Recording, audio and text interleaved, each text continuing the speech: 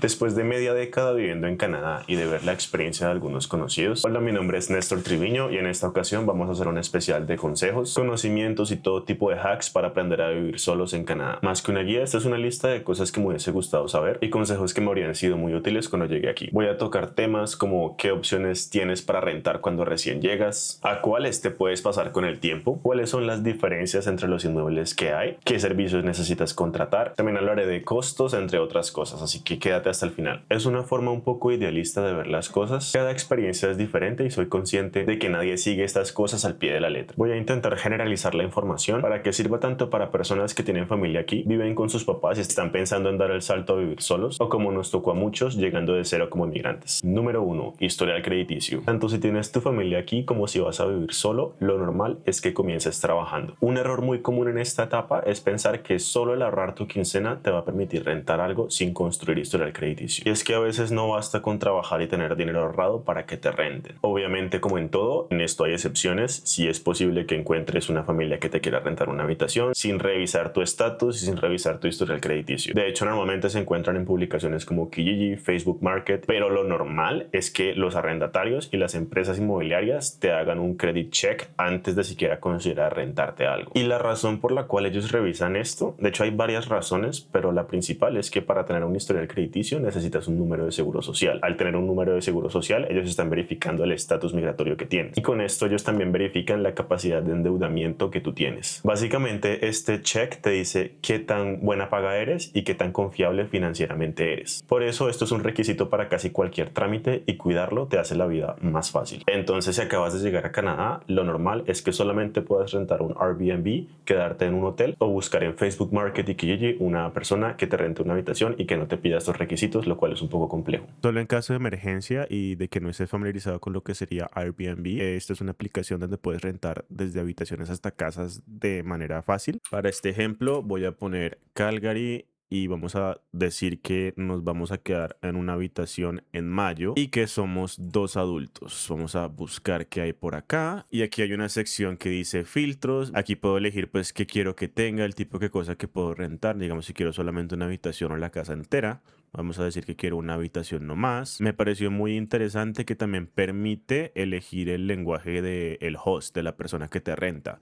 Vamos a poner en español y vamos a ver qué están rentando los latinos ahorita para habitaciones. Miren, hay habitaciones desde 1,500 mensuales. Ahí ya pues corresponde a ustedes ir y mirar pues su presupuesto. Obviamente yo les dije que esto es mucho más costoso que rentar normal de manera mensual, pero pues en caso de emergencia aquí no les piden casi cosas para rentar. Otra opción que les podría servir es el booking.com. Igual vamos a elegir Calgary, vamos a elegir todo mayo, que seamos 2 adultos, buscamos, esto encuentra hoteles, 1,500 te saldría 30 noches para 2 adultos en estos y pues la verdad conviene buscar. Y si vives con tus papás, pues debes de trabajar al menos 3 meses para poder aplicar a tu primera tarjeta de crédito y comenzar a construir tu historial crediticio. Te dejo un video sobre tarjetas de crédito aquí por si no sabes al respecto. Aprender a usarla y comenzar de verdad a mover el crédito. Punto número 2, requisitos para rentar. Solo por si acaso, yo documenté todo lo que tuve que hacer para mudarme en este video del año pasado. Aquí hablo de las siguientes cosas pues más a detalle. Intenté documentarlo todo como una guía de qué necesitas. Entre los requisitos que te piden para poder rentar un hogar están los últimos 3 statements de tus cuentas bancarias, una carta de empleo donde diga el tiempo que llevas trabajando y tu income, de preferencia anual. Si tienes empresa, normalmente te piden el Notice of Assessment para ver tus ingresos. Esto lo puedes descargar desde la página del CRA. Ellos van a hacerte un credit check, es decir, que van a revisar tu historial crediticio y en base a esto ellos deciden si te rentan o no. Los requisitos pueden variar si eres estudiante porque pues ya hiciste un proceso con la universidad donde demostraste que tenían suficientes fondos como para vivir un año acá. También las mismas universidades tienen lugares especiales donde ellos mismos te recomiendan y pues te rentan ahí. Hay veces que hay incluso dormitorios dentro de las universidades, sin embargo eso es un poquito más costoso. Y es que, muchachos, independizarse es caro, no hay otra forma de describirlo. Algunas fuentes financieras aquí recomiendan que no rentes nada que exceda el 30% de tus ingresos después de taxes, aunque en la práctica puede que se te vaya más del 50% de tu salario, si no es que más, dependiendo de tu situación. Un arriendo, por lo menos en Calgary, puede salirte entre $800 si es solamente una habitación hasta $4,000 mensuales. Eso no estoy incluyendo servicios ni nada extra. Vamos a hablar de eso más adelante. Si cumples los requisitos ya puedes venir a ver qué hay en RentFaster. RentFaster es una aplicación para buscar rentas, pero aquí sí es oficial. Las interfaces son muy parecidas. Siempre vamos a encontrar estos filtros donde dice pues qué estamos buscando. Tienen ustedes que jugar con los los filtros pues para ver realmente qué se ajusta a sus necesidades, pero le voy a dar a buscar como para mostrarles más o menos que un apartamento de una habitación en Calgary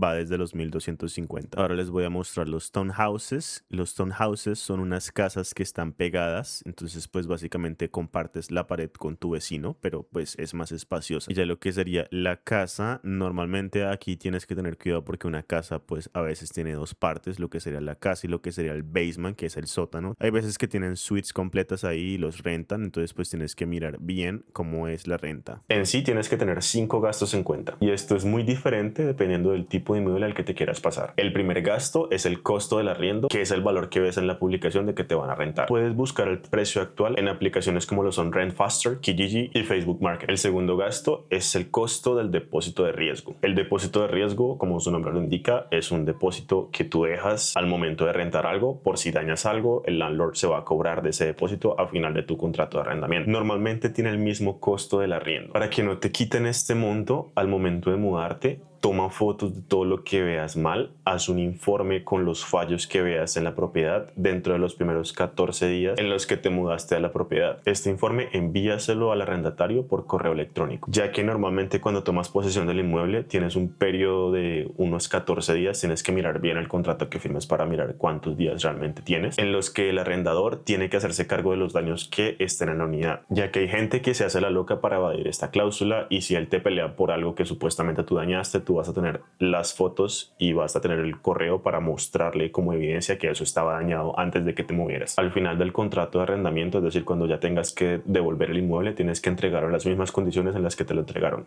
Esto es ideal. Hay veces que te lo entregan en condiciones que no son ideales. Así que tendrás este reporte para probar el estado de las cosas deterioradas que anotaste. Y si un daño grande pasa como consecuencia de que él no arregló algo en los primeros 14 días, tienes este documento para defenderte, decir que informaste y pues que no te metan en problemas. Voy a hablar del contrato más adelante, pero hay veces que en este se especifica que debes hacer limpieza profesional al momento de entregar la unidad. Si hiciste la limpieza tú mismo y no le muestras los recibos al landlord, puede que te descuente lo que cuesta la limpieza profesional del depósito. Hay ocasiones en las que te ofrecerán transferirte un contrato de arrendamiento, es decir, por alguna razón alguien debe mudarse del lugar que está rentando y te está ofreciendo transferirte este contrato a ti para que tú sigas pagando la renta por ellos, por lo que estipula el contrato. En este tipo de casos, ten en cuenta que al momento de tú salir de ese lugar te van a cobrar indirectamente las cosas que el anterior arrendatario dañó, así que haz una revisión exhaustiva antes de mudarte a la unidad. De todas formas, lo máximo que te pueden cobrar es el depósito completo. Si dañas algo que exceda el monto del depósito, ahí es donde entran los seguros de los que hablaré más adelante. Pero muchachos, hay veces que vale la pena tomar estos contratos si el arriendo está muy barato, ya que el landlord no puede actualizar el precio del arriendo hasta que se finalice este contrato. Ahora te voy a explicar cómo funcionan las administraciones de los lugares. Si rentas apartamentos, condos y algunos townhouses, notarás que hay un fee que es la administración. Bueno, realmente no lo notarás porque estará incluida en la renta. Cuando pagas administración en un lugar, normalmente ellos se hacen responsables de cosas como limpiar nieve, podar y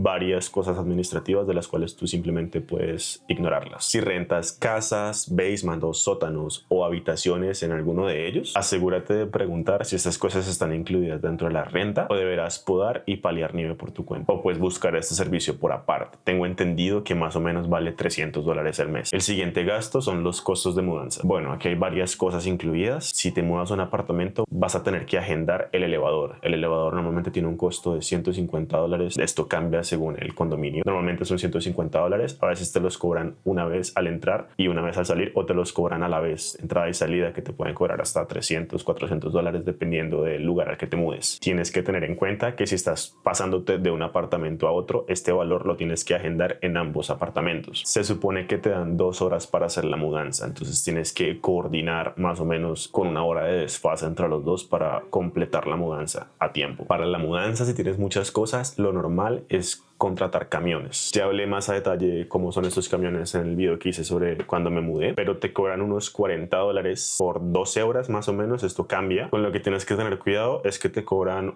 $1.3 por cada kilómetro que recorras. Entonces, pues si te vas a mudar de, digamos, una ciudad a otra, te va a salir un poco costoso. Por ejemplo, de Edmonton a Calgary hay más o menos 350 kilómetros. Si multiplicas esto por 1.3, te da casi que $500. Entonces, si haces este trayecto, intenta contratar para que puedas dejar el carro en Calgary y no tengas que regresarte a Edmonton, o te van a cobrar lo que recorriste en ambos trayectos y vas a terminar pagando unos $1,000 por haber rentado este carro. Entre ciudad sale un poquito más económico. Ve a ver el video de la mudanza y hablé de precios relacionados a esto y cómo se renta, y hablé hasta de cómo se va al lugar y esas cosas. Punto número 4, habilidades de negociación. Cuando el landlord o el arrendatario decide que te va a rentar, normalmente te pide el valor del depósito para apartarte del apartamento y tienes que pagar la renta el primer día que te mudas. Entonces, pues tienes que tener separado más o menos el doble del valor de la renta, lo que te comenté de los ascensores y lo que te comenté del carro, como para estar listo para mudarse. Falta transferir o contratar los servicios, pero pues ya voy a hablar de eso más adelante. Cuando das el depósito, el landlord te va a citar para firmar el contrato, o directamente lo van a firmar el día en que se muden. El contrato lo puedes negociar qué tan largo será. Normalmente va de entre 1 año a 3. Esto te puede beneficiar o puede ser un arma de doble filo, ya que el valor de la renta en Canadá varía en función a la demanda de rentas. En los años anteriores estuvo subiendo como loco. Este año he visto un bajo significativo. Si ves que el valor de la renta está bueno en relación al promedio de inmuebles que ves más o menos parecidos, fíjalo a varios años. Si la renta está muy alta, es mejor que lo modifiques cada año. Te digo que esto puede ser un arma de doble filo, porque si arreglas un buen precio, vas a pagar el mismo precio por los siguientes 3 o 4 años, pero si los precios bajan mucho, vas a seguir pagando el mismo precio durante el tiempo que ajustaste el contrato. O sea, el arrendatario no te puede subir la renta hasta que se te acaba el contrato, y tú tampoco puedes negociar que te lo bajen hasta que se te acaba el contrato. Pero la verdad, en la práctica, con esta incertidumbre económica de los últimos años, es muy raro ver un contrato por más de 2 años. Otro punto importante ahí es revisar las cláusulas para romper el contrato. Lee el contrato y las cláusulas que tiene, ya que cosas como que te transfieren de trabajo a otra ciudad te permiten romper el contrato sin una penalidad. Esto si haces las cosas bien, obviamente. De lo contrario, lo normal es buscar a alguien para cederle tu contrato y que él tome posesión del inmueble en el que estás viviendo, transfiriéndole tú el contrato a esta persona, pero esta persona debe pagarte el depósito a ti y pues arreglar contigo todo este asunto, porque la multa de cancelación puede llegar a ser casi hasta 1 año de renta, así que lee muy bien las cláusulas. Vamos a hablar de servicios. Los servicios que debes contratar dependerán del inmueble que quieras rentar. Algunos servicios están incluidos dentro de lo que es la administración. Esto es en el caso de apartamentos y cosas que tengan condo fees. Los servicios que normalmente vienen incluidos son el agua y la calefacción, las cuales normalmente pagas dentro de la renta, y no importa cuánta agua uses o cuánta calefacción uses, va a ser gratuita, entre comillas, porque es parte de la administración, pero cuida el medio ambiente. El resto de servicios tienes que contratarlos por tu cuenta. Ahora, si rentas una habitación en un basement o una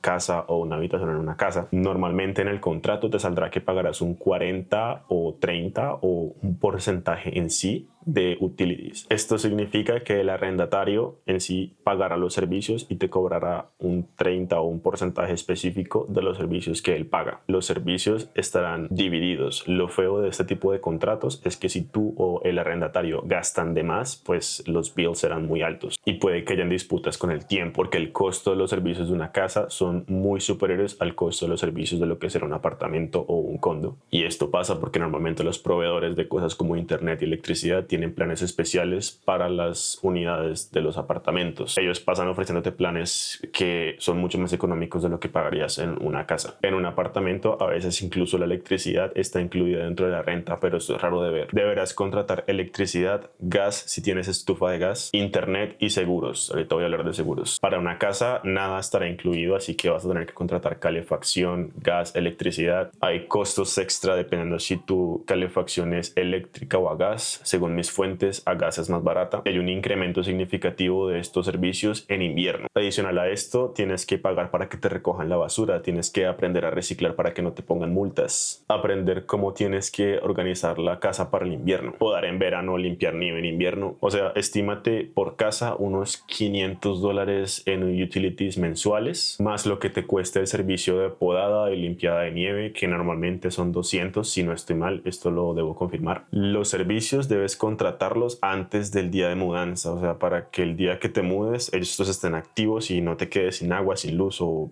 cosas peores. Si quieres transferir los servicios que ya tienes, tienes que llamar al proveedor de servicio que ya tienes y decirle que te vas a mudar el día en que te vas a mudar, y ellos hacen la conexión automática. De hecho, este fue uno de los primeros errores que yo cometí cuando me mudé aquí. Yo cometí el error de contratar servicios por un periodo de tiempo muy corto por la incertidumbre de no saber si me iba a quedar un año, dos o cuánto en la propiedad, y pues esto puede que te pase si tienes un estatus migratorio delicado, como solía ser mi caso en ese entonces. Los servicios siempre van a subir con el tiempo, y si cierras buenos precios es mejor dejarlos al mayor periodo posible que puedas. Sin embargo, mira las cláusulas y multas de cancelación. De todas maneras, con estos servicios pueden pasar dos cosas. La primera es que necesitas transferirlos a otra unidad, lo cual normalmente es gratis, y la segunda es que pues dejes de rentar otra vez de Canadá, así que vas a necesitar cancelar el servicio. Las multas normalmente no exceden lo que pagarías si renovaras a una tarifa más alta. O sea, si cancelas un servicio de internet o de electricidad, normalmente la multa es de más o menos unos 100 a 200 dólares. Mientras que si renuevas normalmente vas a pasar de pagar una mensualidad de 70, por ejemplo, a 120, una cosa así. No te conviene actualizar los precios. Aquí hay un fraude súper maluco, y es que en los centros comerciales se hacen empresas que te van a intentar vender un servicio que se supone es más barato, pero hay una letra pequeña donde esa promoción especial solamente es válida por 3 meses, y después de esos 3 meses te suben el valor del consumo sin que tú te des cuenta. Entonces lee bien la letra pequeña, y la verdad, si no te quieres preocupar, déjalo sin cambiarlo. Canadá tiene un monopolio súper extraño, y normalmente tiene muchas empresas proveedoras de servicio pequeñas que van conectadas a una grande. Por ejemplo, en el caso de la electricidad aquí en Calgary, todas le pagan a Enmax, y los precios de todas van a ser casi que lo mismo porque Enmax fija las cuotas. Si no me crees, échale un vistazo a tu recibo. En sí, el cobro por consumo aquí en Canadá es bastante bajo, pero hay unos cobros extraños por infraestructura que te cobran dentro del recibo y que hacen que este suba. El siguiente tema son los seguros de arrendamiento. De este hay dos tipos: el del tenant y el del landlord. Tenant es arrendatario y landlord es arrendador. Entonces vas a tener que llamar a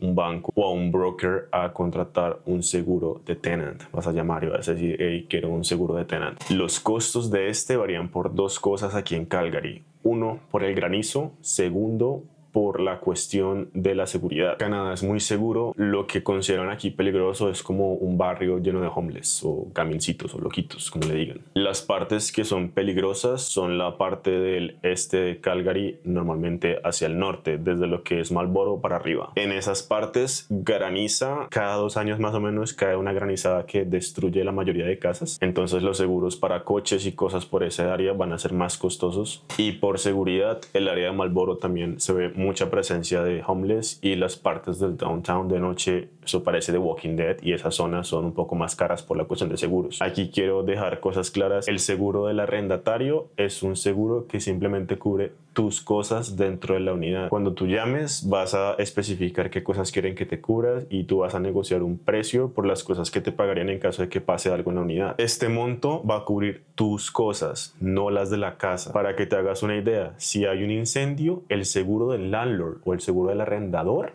es el que va a cubrir las cosas del apartamento que son del landlord. Aquí por lo general vienen neveras, lavadoras, secadoras, microondas, estufas. Todo eso normalmente te lo arrendan con eso, y eso lo cubre el seguro del landlord. El seguro del tenant lo que te cubre son tus cosas personales. Ellos te van a decir algo como: si hay un desastre, ese día te vamos a dar $40,000 para que tú repongas las cosas que estaban dentro de tu casa. Van a preguntar si es suficiente, vas a negociar. Más o menos, yo ahorita estoy pagando $40 por la zona en la que vivo, que es un poquito hacia el norte, pero dependiendo del monto que negocies va a bajar o subir. Creo que inician por $30,000 y pagarías unos $30 mensuales, una cosa así. Es más que suficiente para la mayoría de personas. Normalmente te ofrecen descuentos si quieres meter el seguro de tu carro ahí, pero pues ten en cuenta que el seguro del carro también va a variar dependiendo de la zona en la que te mudes. También, si llega a pasar una catástrofe, pues estos seguros te van a dar un lugar donde hospedarte el tiempo que se demoren arreglando la vivienda en la que estés, y pues tú mismo puedes decidir qué hacer. No todos tenemos el privilegio de tener padres establecidos aquí. Tener ese backup de que si por alguna razón fracasas en la vida, puedes simplemente regresarte a vivir con tus padres para recuperarte de una crisis financiera o por lo que estés pasando, te da una paz mental que no muchos tenemos, y deberías aprovecharte de esto. A ver, no en el sentido en el que seas un zángano chupasangre, aporta con lo que ellos te pidan, pero esa época en la que vives con tus padres es posiblemente la época en la que más vas a poder ahorrar, sobre todo si no te cobran renta. Te irá mucho mejor mejor trabajando horas extra viviendo con tus papás. Todos pasamos por una situación diferente en esta etapa de nuestras vidas. Yo he notado aquí en Canadá una cultura de independencia temprana. Y no digo que esto esté mal, pero querer salir a ser independiente en un momento en donde a nivel global se está viviendo la mayor incertidumbre económica, con un salario mínimo y sin historial crediticio, a veces incluso sin ahorros, quizás no sea una buena idea. Ese tiempo que tienes, úsalo para explorar carreras, explorar negocios o solamente para ahorrar. Las ventajas de tener papás acá,